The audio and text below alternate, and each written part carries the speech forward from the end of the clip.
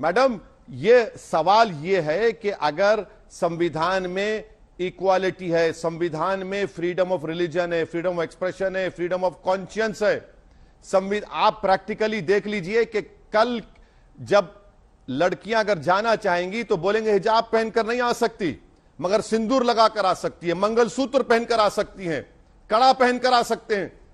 क्या ये डिस्क्रिमिनेशन नहीं है?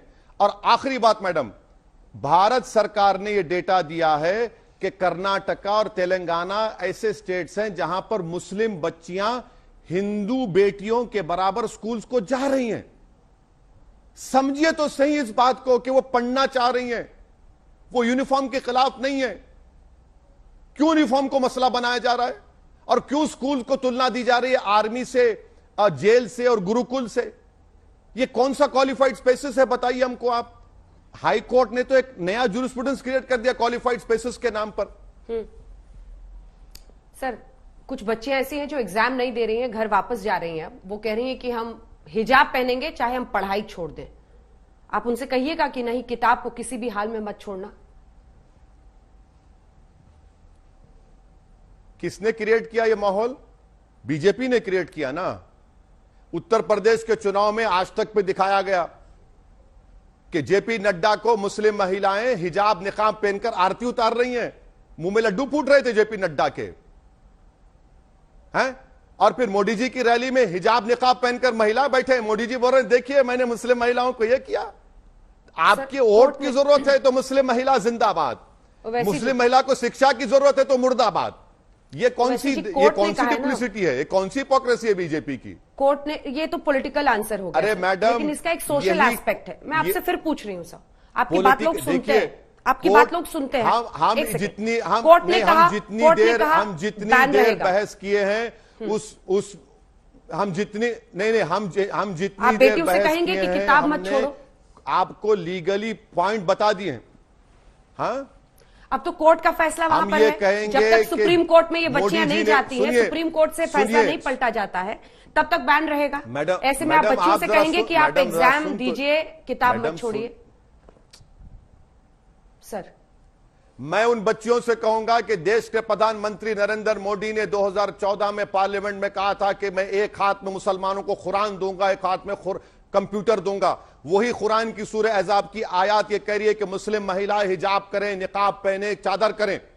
मैं ये कहूंगा कि देश के प्रधानमंत्री ने कहा था कि एक हाथ में कुरान, एक हाथ में कंप्यूटर, और वो देश के प्रधानमंत्री की सरकार और वो खुद बदल चुके हैं। वो कुरान को कह रहे कुरान छोड़ दो, कुरान छोड़ दो और एक कल्चर को अडॉप्ट करो। मेरा कल्चर, संविधान मुझे प्रोटेक्शन देता है, राइट टू कल्चर एक फंडामेंटल राइट है, मैं उस पर चलूंगा।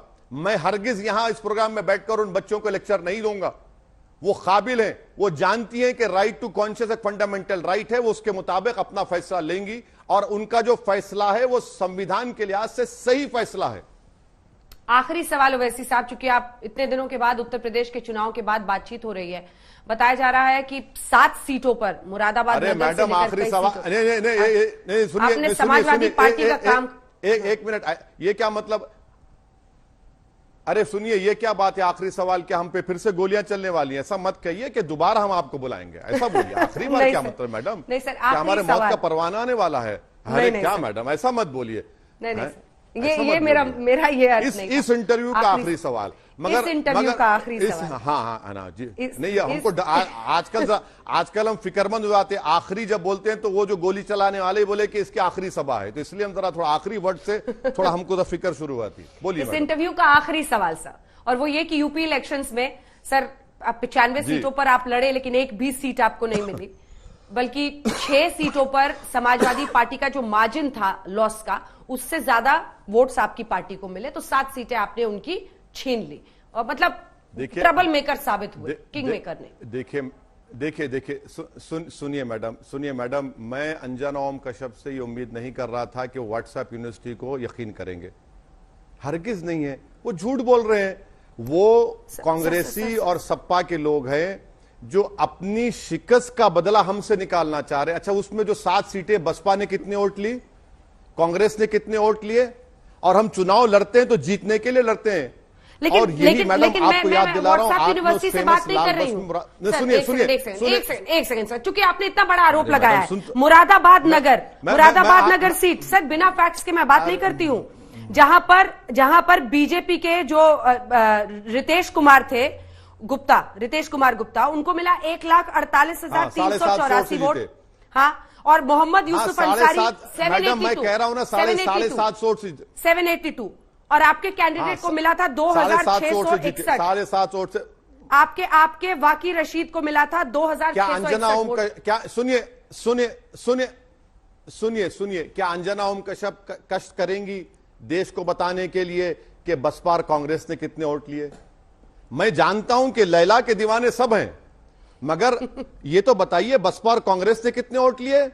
नहीं बताएंगे हमको याद। अच्छा अच्छा, और एक बात, आखिरी बात, आपने लाल बस में हमको बिठाकर मुरादाबाद में कहा था कि आप चुनाव के लिए देखकर ये मसले को उठा रहे हैं। आज हम बैठे हैं आपके सामने, अगर चुनाव के लिए होता तो हम नहीं आते आपके पास, हम इस मसले को नहीं उठाते। उस वक्त भी हमने आपसे कहा था, आज भी कह रहे हैं, हम संविधान में जो फंडामेंटल राइट्स है उसकी बात कर रहे हैं। और जिनको मुसलमानों ने वोट लिया वो क्यों गूंगे बने बैठे हैं आज? उस वक्त भी गूंगे बने बैठे थे, आज भी गूंगे बने बैठे हैं। तो मुसलमानों को मालूम हो गया कि उनको कौन ठग रहा है।